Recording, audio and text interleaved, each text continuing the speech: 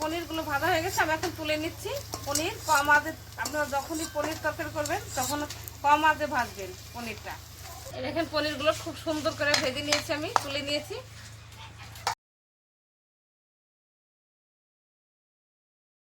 নমস্কার বন্ধুরা, আজকে আমার মন ভিলেজ থেকে আপনাদের সবাইকে স্বাগত জানাই। তা আজকে দেখেন আমি একটা রেসিপি করতে চলেছি পনির দিয়ে। বাজার থেকে পনির নিয়ে এসেছি, আর এই ভাতের মধ্যে আলু সিদ্ধ দিয়েছিলাম, এটা আমি ছাড়িয়ে নেব খোসাগুলো, তারপর কেটে নেব পিস পিস করে। তা বন্ধুরা সকলেই ভালো আছেন আশা করি।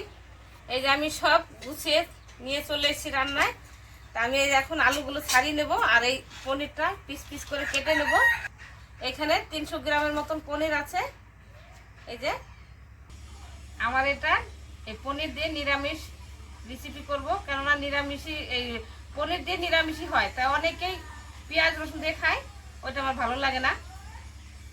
পনিরটা কিভাবে করছি আপনারা ফলো করবেন, এইভাবে আপনারা রান্না করে বাড়িতে খেয়ে দেখবেন, খুব ভালোই লাগে। এই যে আলুটা কি সুন্দর সিদ্ধ হয়েছে, সিদ্ধ আলু দিয়ে পনিরটা করলে খুব ভালো লাগে খেতে, তার জন্য আমি সিদ্ধ করেই নেই। চাকুটা নিয়েছি, আমি চাকু দিয়ে কিছু সাইজ করতে পারি না, কারণ আমরা গ্রামের মেয়ে ছেলে, ওই জন্য আমি বটি দাওটা দিয়েই সুন্দর করে পিস করে নিচ্ছি। এই যে এত সুন্দর আসবে না আমার চাকুতে। পনিরটা সুন্দর করে সাইজ করে একটা ইসে আনবো, কিন্তু সেটা আমার চাকুতে আসছে না, ওই জন্য আমি বটি দিয়ে সাইজ করে কেটে নিচ্ছি।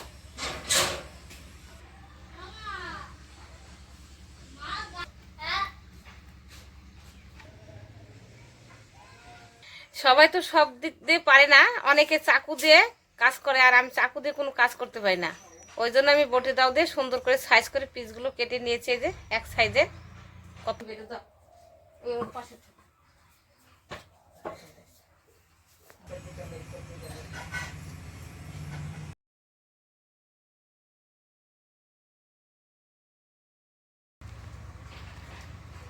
কড়াই গরম হয়ে গেছে, আমি তেলটা দিয়ে দিচ্ছি, সাদা তেল। তেলটা গরম হয়েছে, আমি পনিরগুলো দিয়ে দিচ্ছি।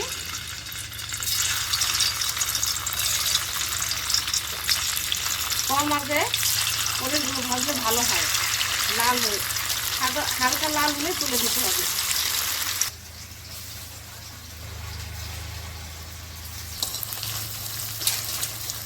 যে পনিরগুলো কত সুন্দর আমি কম আঁচে আস্তে আস্তে ভেজে নিচ্ছি, তাই লাল হয়ে গেছে।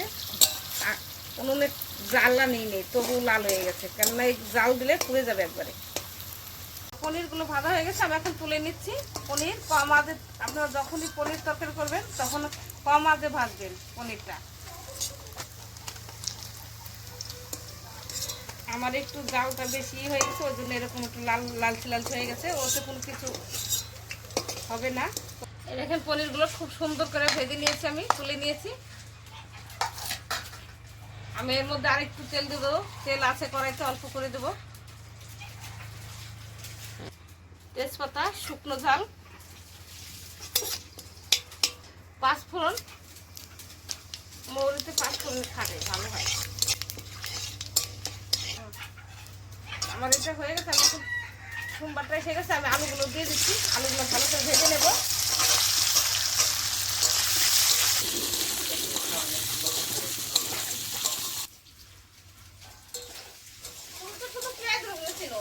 এইগুলো পনির হলো বৈষ্ণবদের খাবার, সবুদের খাবার, এগুলো তো দুধের জিনিস, খাবে না কেন, অনেকেই খায়। পরিমাণ মতো লবণ দিয়ে দিয়েছি আমি, এটা ধনের গুঁড়ো,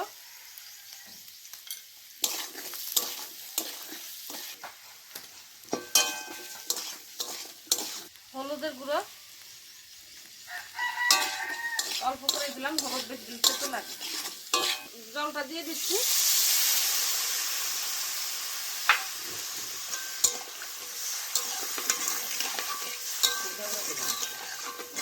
একটা টমেটোর কুচি দিয়ে দিলাম 4 ফালা করে। হালকা পরিমাণে চিনি দিয়ে দিলাম, এই চিনিটা টমেটোটা তরকারিটা স্বাদ আসবে সুন্দর। আমি পনিরগুলো দিয়ে দিচ্ছি।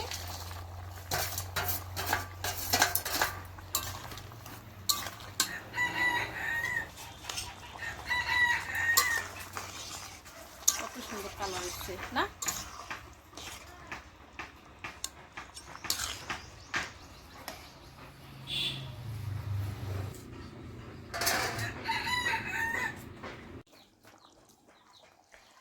জিরের গুঁড়ো,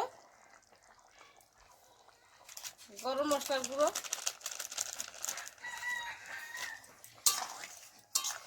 আমার তরকারিটা হয়ে গেছে, এখন আমি নামিয়ে নেব। এই যে আমার তরকারিটা হয়ে গেছে, এই যে পনির তরকারি হয়ে গেছে আমার।